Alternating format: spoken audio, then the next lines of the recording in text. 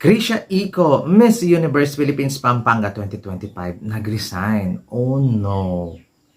Hello Karawalas, mabuhay. This is Gay Salartega and welcome back to my YouTube channel.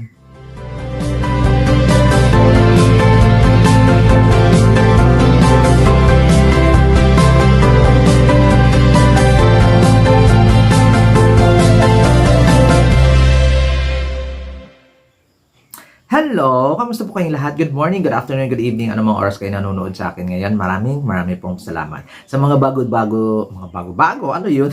Sa mga bago ko din subscriber, returning viewers, thank you so much sa support. Sa mga hindi pa po dyan nakasubscribe, please subscribe my YouTube channel, Gaysel Ortega, Cruella and Pageantry, and click the notification bell below para updated kayo when it comes na maglabas ako ng aking mga video. Oh my God, eto talagang breaking news, guys! Krisha Iko nag-resign sa Miss Universe Philippines Pampanga.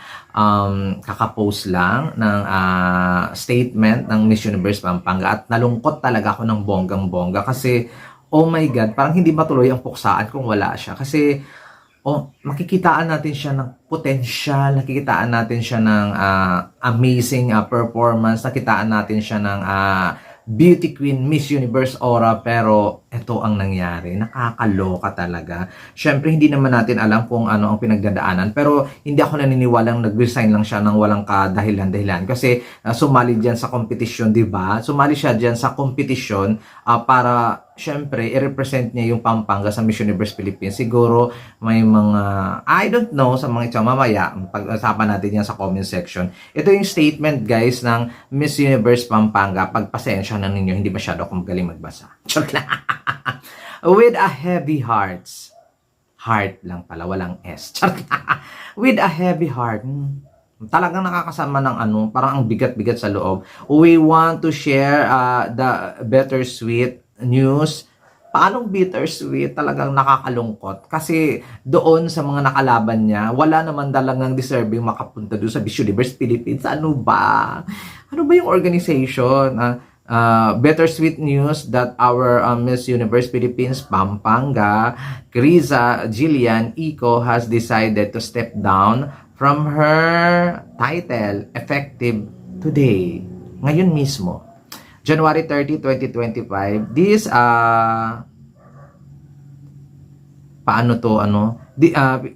decision comes from a place of personal growth and determined commitment to prioritize her studies. Ay, nalulungkot talaga ako. Dahilan lang ba to? Feeling ko dahilan lang to. Pero feeling ko hindi talaga sila pinagkasunduan dito.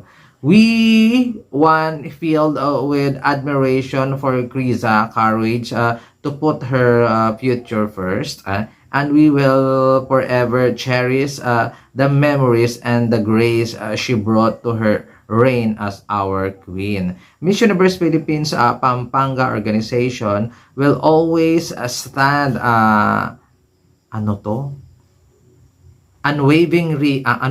unwaveringly by Krisha, cheering her own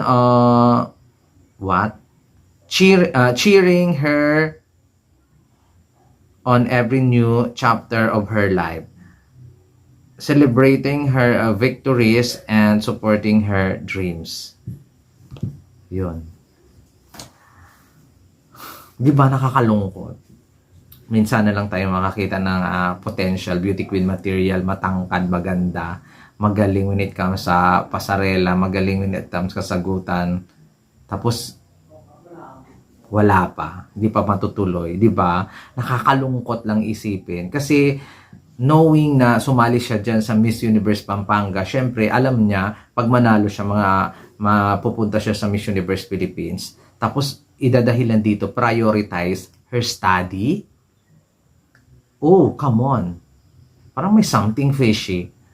Pero kung yan ang totoo, edi wala naman tayo magagawa kasi wala na, di ba? Sana naman narinig natin yung yung statement mismo ni Krisha. Hindi yung statement ng organization. Nakakalungkot talaga, promise guys. Nakakalungkot. Di bali na lang sana hindi matuloy yung mga newbie na wala na mga kwenta-kwenta. Kaysa naman siya, nakakapanghinayang. So, nakakapanghinayang talaga. But still, wish ko talaga kung ano man ang makabubuti sa kanya. Wish ko na kung ano man ang desisyon niya sa kanyang buhay. Wish ko na maging okay at maging successful siya. Pero nakakapanghinayang talaga ng bonggang-bongga. Lalong-lalo na sa Miss Universe Philippines Pampanga. Ito na yung chance ninyong maka-enter maybe sa top 5 kasi pang top 10 lang kayo the last time. Pero mukhang wala kasing potential doon sa mga girls na mga nakalaban ni Criza eh. Totoo lang, real talk tayo dito. Huwag tayo ang ganda-ganda nilang lahat. Ay, ang ganda, ang potential nila. Wala, real talk tayo doon. Siya lang talaga. Siya lang ang nag-iisa. O diba? Siya lang ang nag-iisa at nakikitaan ko ng potential na pwedeng ilaban at ibalik ang Pampanga doon sa top 5 ng Miss Universe Philippines. Siya lang talaga. At the rest, sorry talaga, pero baka hindi pa nga makapasok as a semi-finalist. Nakakaloka.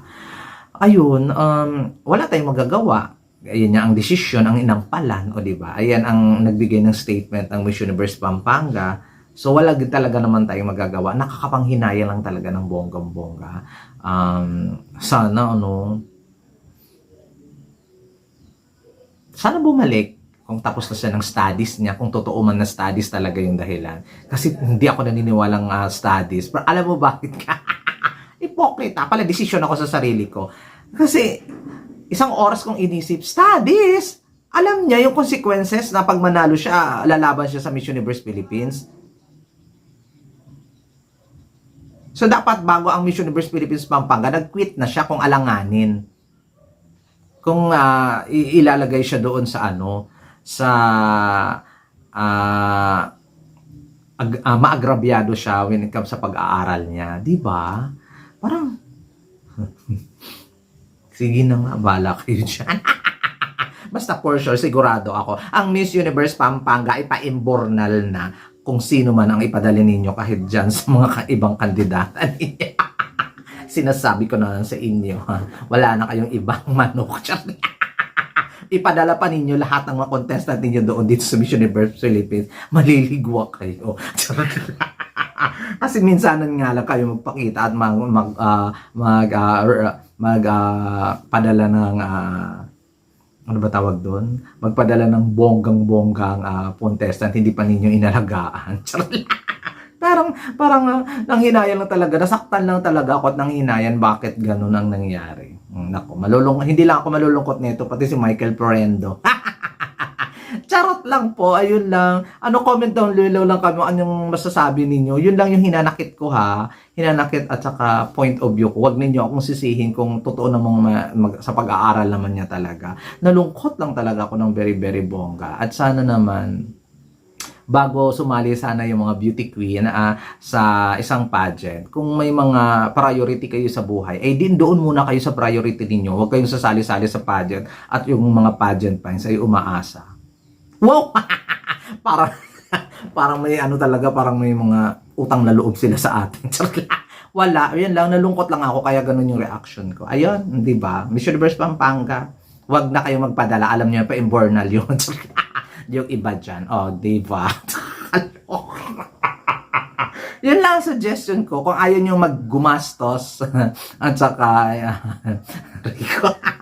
kung ayaw nyo gumastos at saka hindi naman kayo mananalo, wag na kayo magpadala kung hindi naman si Criza. That's all. Thank you. I'm being honest. Bye!